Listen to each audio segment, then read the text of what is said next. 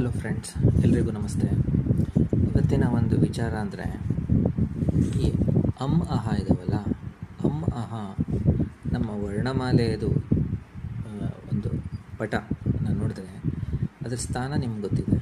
ಹೇಗೆ ಆ ಸ್ಥಾನ ನಿರ್ಣಯ ಆಗಿದೆ ಅಂತ ಇವತ್ತೊಂದು ನನಗೆ ಸ್ವಾರಸ್ಯ ಗೊತ್ತಾಯಿತು. ಸ್ವಾರಸ್ಯ ಅಂದ್ರೇನು, ಇವಾಗ ನಾವು ವರ್ಣಮಾಲೆದು ಒಂದು ಚಿತ್ರಪಟ ಅಥವಾ ಅದರದ್ದು ಒಂದು ಪಟ ಬರೆದಿರೋಂಥಕ್ಕೆ ಒಂದು ಶೀಟ್ ನೋಡಿದ್ರೆ ನಿಮಗೆ ಫಸ್ಟು ಸ್ವರಗಳು ಬರುತ್ತೆ. ಸ್ವರಗಳು ಅಂದರೆ ಅ ಇ ಬಂದೇ ಬರುತ್ತೆ.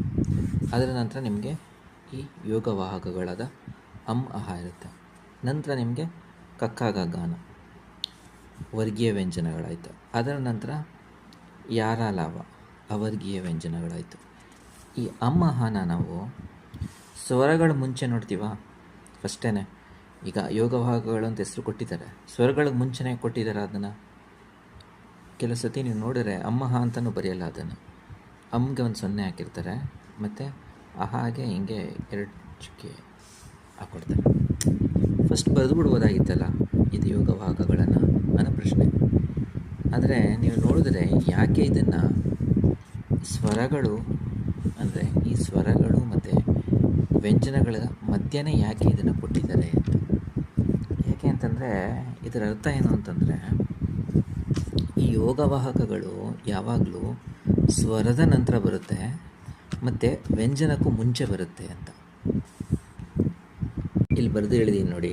ಈ ಯೋಗವಾಹಕಗಳು ಸ್ವರಗಳ ನಂತರ, ಸ್ವರ ಅಂದರೆ ಇಂಗ್ಲೀಷ್ನಲ್ಲಿ ವೊವೆಲ್ಸ್ನ ನಂತರ, ಆ ಇಂದ ನಾವು ಔ ತನಕ ಬರಿತೀವಲ್ಲ ಅದರ ನಂತರ, ಮತ್ತು ವ್ಯಂಜನಗಳಾದ ಕಕ್ಕಾಗ ಗಾನ ಇಂಗ್ಲೀಷ್ನಲ್ಲಿ ಕಾನ್ಸನೆಂಟ್ಸ್ ಅದಕ್ಕೂ ಮುಂಚೆ ಬರ್ತವೆ. ಅದಕ್ಕೆ ಇದನ್ನು ನಮಗೆ ಅದೇ ಥರ ವರ್ಣಮಾಲೆಯಲ್ಲಿ ತಿಳಿಸ್ಕೊಡ್ತಾ ಇದ್ದಾರೆ. ಎಕ್ಸಾಂಪಲ್ ತೊಗೊಳ್ಳೋದಾದ್ರೆ, ಇವಾಗ ನೀವು ಒಂದು ಅಕ್ಷರ ತಗೊಳ್ಳೋಣ. ನಾವು ಇವಾಗ ಕಂಬ ಅಂತ ಒಂದು ಪದ ಬರೆದಿದ್ದೀವಿ. ಈ ಕಂಬ ಅನ್ನೋ ಪದದಲ್ಲಿ ಹೇಗೆ ಕಾ ಇದೆಯಲ್ಲ ಅಂತ ಹೇಳ್ಬಿಡ್ತೀರ ಅಲ್ವಾ. ಈ ಕಾ ಡೈರೆಕ್ಟ್ ಅಲ್ಲಿ ಕಾ ಅಲ್ಲ, ಅದು ಕ ಪ್ಲಸ್ ಆ ಗುಣಿತಾಕ್ಷರ. ಅದು ಕ ಅನ್ನೋ ವ್ಯಂಜನಕ್ಕೆ ಆ ಸೇರಿ ಬಂದಿದೆ. ನೆಕ್ಸ್ಟ್ ಕಮ್ಮ ಆಯಿತು, ಅದ್ರ ನೆಕ್ಸ್ಟ್ ಏನು ಬಂದಿದೆ ನಿಮಗೆ, ಬಾ ಬಂದಿದೆ. ಈ ಬಾ ಬಂದು ವ್ಯಂಜನ. ಸೊ ನಿಮಗೆ ಅದು ಸ್ವರದ ನಂತರ ಬಂತು, ಹಾಗೆ ವ್ಯಂಜನದ ಮುಂಚೆ ಬಂತು. ಶಾಂತಿ ಅಂತ ತೊಗೊಳ್ಳೋಣ. ಶಾಂತಿ ಅಂತ ತೊಗೊಂಡಾಗ ಏನಾಯಿತು, ನಿಮಗೆ ಒಪ್ಕೋಬೇಕು. ಇಲ್ಲೇನಾಗುತ್ತೆ, ಇದು ತ ಪ್ಲಸ್ ಇ ಆಯಿತು, ಮತ್ತು ವಿಸರ್ಗ ಆಗೋದ್ರಿಂದ ಇಲ್ಲಿ ಶಾಂತಿ ನಂತರ ನಮಗೆ ಯಾವುದೇ ರೀತಿಯ ವ್ಯಂಜನ ಇಲ್ಲ. ಬಟ್ ಸ್ಥಾನ ಏನಾಯಿತು ಅದರದ್ದು ಕೂಡ ಸ್ವರದ ನಂತರ ಬಂತು. ಹೇಗೆ ತಿ ಅಂತಂತಂದರೆ ತ